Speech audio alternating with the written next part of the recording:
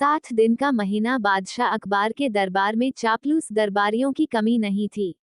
उनका एकमात्र उद्देश्य अकबर की चापलूसी कर तरक्की हासिल करना था। लेकिन बीरबल उनकी राह का सबसे बड़ा रोड़ा था, जिसके सामने उनकी दाल गल नहीं पाती थी। इसलिए वे सदा बीरबल को नीचा दिखाने की फिराक में रहते थे। एक दिन दरबार लगा हुआ था।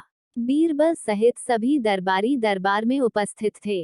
सहसा अकबर ने दरबारियों के सामने एक प्रस्ताव रख दिया। हम सोच रहे हैं कि महीना 30 दिन की जगह 60 दिन का होना चाहिए। आप लोगों का इस बारे में क्या ख्याल है? ये सुनना था कि चापलूस दरबारी हाँ में हाँ मिलाने लगे। ये उनके लिए चापलूसी का बेहतरीन अवसर था। कुछ दरबारियों ने कहा, जहां पनाह, आपका विचार अति उत्तम है। 30 दिन का महीना बहुत छोटा होता है, कामकाज पूरे नहीं हो पाते, इसलिए महीना 60 दिन का ही होना चाहिए।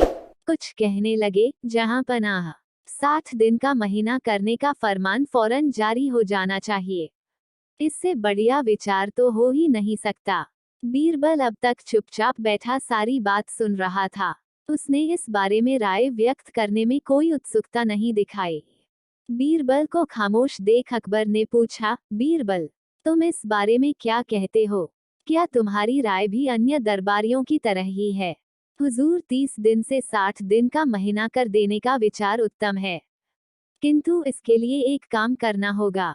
बीरबल शांति से बोला। अकबर कुछ कहते, उसके पहले ही दरबारी एक स्वर में कहने लगे, हम बादशाह सलामत के आदेश का पालन करने के लिए कोई भी काम करने को तैयार हैं।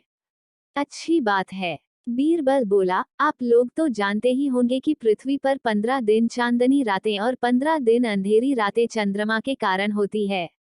प्रकृति के इस नियम के कारण पृथ्वी पर महीना 30 दिन का होता है।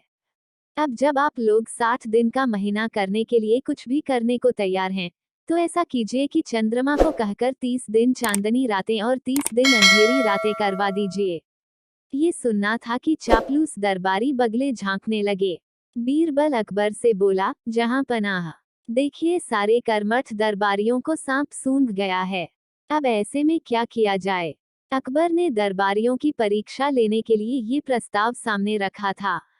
दरबारियों की चापलूसी देख वे नाराज हो गए और उन्हें लताड़ते हुए बोले, चापलूसी कर बीरबल की बराबरी करने चले हो।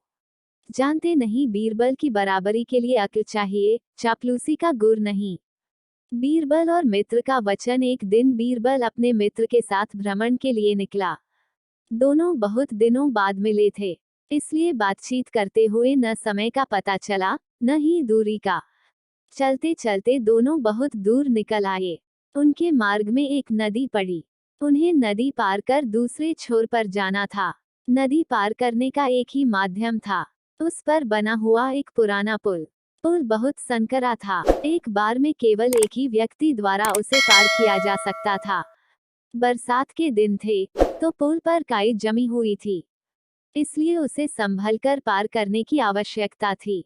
पहले बीरबल पुल पार करने के लिए बड़ा और सावधानी से धीरे धीरे चलते हुए सही सलामत नदी के दूसरे छोर पर पहुंच गया। अब मित्र की बारी थी।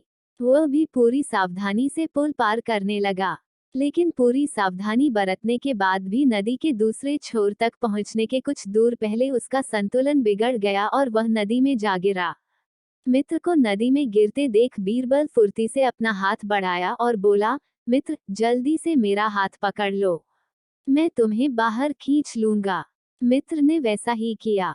उसने बीरबल का हाथ पकड़ लिया और बीरबल उसे किनारे की ओर खींचने लगा। बीरबल पूरा जोर लगाकर उसे बाहर खींच रहा था कि वह बोल पड़ा, मेरे प्राण बचाने के लिए धन्यवाद बीरबल। मैं तुम्हें वचन देता हूँ कि इसके लिए मैं तुम्हें एक बड़ी धन राशि पुरस्कार स्वरूप दूंगा। ये सुनना था कि बीरबल बे कहा, धन्यवाद, और मित्र का हाथ छोड़ दिया। मित्र फिर से पानी में गिर गया, लेकिन वह तब तक लगभग किनारे पहुंच चुका था। थोड़ी मशक्कत कर वह नदी के बाहर आ गया। बाहर निकलते ही उसने बीरबल से पूछा, क्यों? तुमने मेरे साथ ऐसा क्यों किया? मेरा हाथ अचानक छोड़ क्यों दिया? अपना पुरस्कार लेने के लिए, बीरबल तपाक से बोला। पुरस्कार? लेकिन वह तो मैं तुम्हें नदी से बाहर निकलने के बाद देता।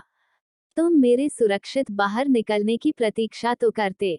मित्र बोला, तुम भी मुझे पुरस्कार देने की बात कहने के पहले पानी से बाहर आ जाने की प्रतीक्षा कर लेते मित्र। बीरबल ने शांत भाव से उत्तर दिया। बीरबल उसे समझाना चाहता है कि मित्र कभी भी एक दूसरे की सहायता पुरस्कार प्राप्त करने के लिए नहीं करते। बीरबल की बात समझकर उसके मित्र ने उससे क्षमा मांगी और उसका धन्यवाद भी किया।